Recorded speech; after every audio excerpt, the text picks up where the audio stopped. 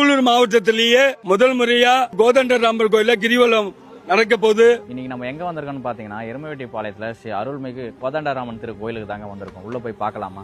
அனைவருக்கும் வணக்கம். சென்னை கார்னோடை அடுத்த புதிய எருமவெட்டிபாளையம் கிராமத்தில் 2000 வருஷம் மிக பழமையான ஸ்ரீ கோதண்டராமர் கோயில வருகின்ற 29ஆம் தேதி புதன்கிழமை பௌர்ணமி மாலை 6 மணிக்கு ஸ்ரீ கோதண்டராமர் கிரிவலம் வருகிறார். ஊர் மக்களுடன் சேர்ந்து நம்மளுடைய குறைகளை கேட்கிறதுக்காக பெருமாள் வராரு. மலை மேல இருந்து இறங்கி 3 முறை கிரிவலம் வராரு. கோதண்டராமரை தரிசனம் பண்ண வாங்க. அவருடைய தரிசனம் பண்ணிட்டு கோடி புண்ணியத்தை நம்ம எல்லாரும் பெற்று செல்வோம். அங்க பாத்தீங்கன்னா பெருமாளுக்கு உகுந்த வஸ்திரம், நீல வஸ்திரம், நீல பூ இத வாங்கிட்டு வந்து கொடுக்கிறவங்களுக்கு வாழ்வில் எல்லா வளமும் பெற்று பெருவாழ் வாழ்க. 29ஆம் தேதி கிரிவலத்துக்கு கலந்துக்குங்க.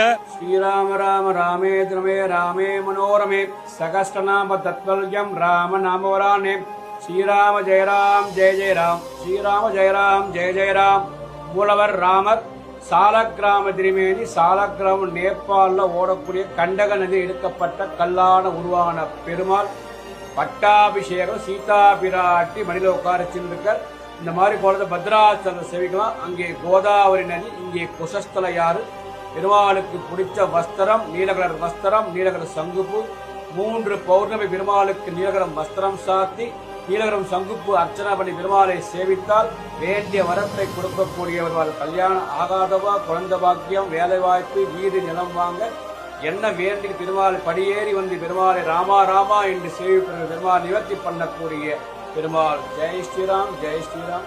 லக்ஷ்மணம் ஆஞ்சநேய வித்தகே வாசுதேவாதிபகே ஷன்னோ அனுமத் பிரஜோதயாத்.